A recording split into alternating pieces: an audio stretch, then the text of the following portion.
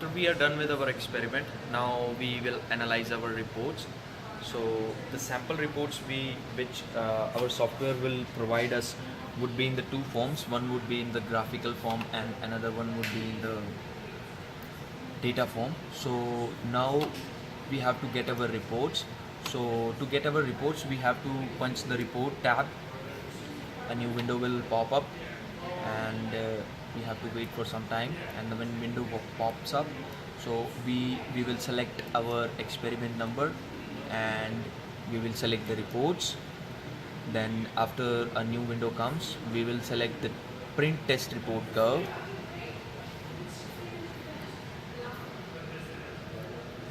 and we will save our files. So we will get our two files, PDF format. So this is our graph format and this one is our data format file. So as you could see from our data format result, you can see the yield strength of our sample was 1430 Newton,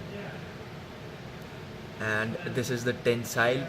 This it's also somewhere around 1430 newtons, and this is the modulus of elasticity, which is stress divided by the strain, and it is also called as Young's modulus, and this is the yield elongation. So now we will move towards the graph to elaborate our reports further. So this is the graph we have got. As you can see, this is being plotted between the force and the extension of the material. So we have started from the 0 force and 0 extension, and as we start the experiment, the force tends to build up and extension also increases proportionally until a point called elastic strength is reached. So as we could see that our elastic point was somewhere around 1400 Newton.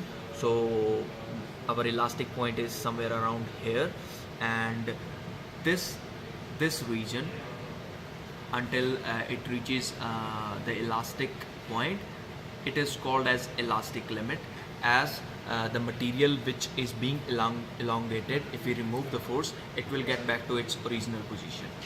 After this elastic position, we consider the complete graph as a plastic region, because if we remove the force, the material will not be able to get back to its original position. So after the elastic region, there is a point called yield strength. This is a quite important strength of any kind of material. We need to consider these materials yield strength before we put them into the application. So yield strength point is around 0.2% offset from the elastic point. So after yield strength, force which remains constant and the extension goes on.